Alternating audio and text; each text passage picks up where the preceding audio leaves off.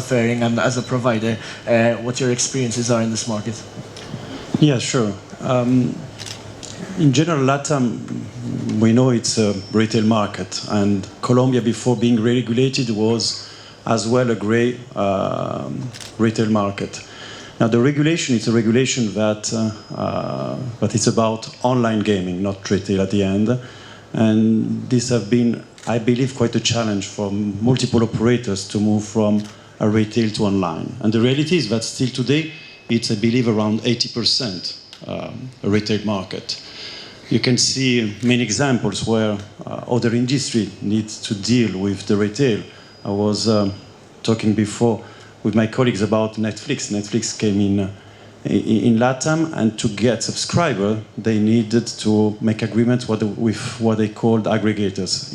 In Colombia and in general in Latam, you have a company that provide through point of sales services to top up mobile account, utilities, TV services, and lately as well Netflix. So you see a perfect example where a pure online company like Netflix has to deal as well with the retail going to Latam and in a country like Colombia.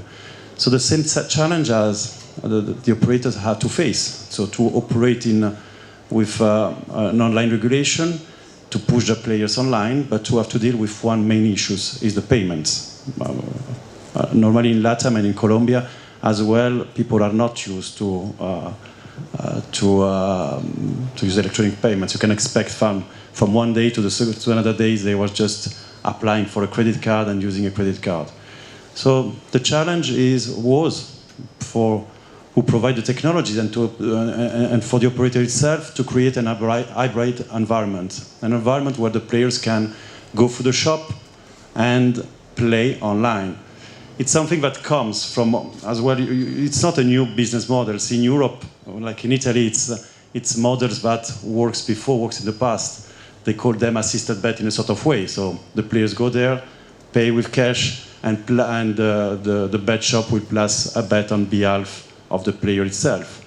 This obviously creates other challenge in order to connect the shop with the online registration, to connect all the reporting. It's many times as well an agent environment, so there is shops and agents that earn commission.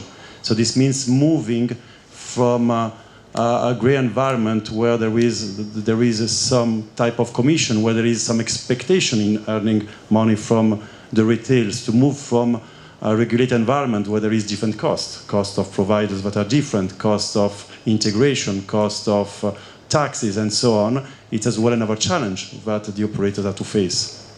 So Colombia, it's not a new business model. It happens elsewhere, but it was, I believe, challenging from many operators to be prepared to this kind of approach. And a quick question for Mario. I know Isaltronic have been quite vital in analyzing this market and taking operators into that market.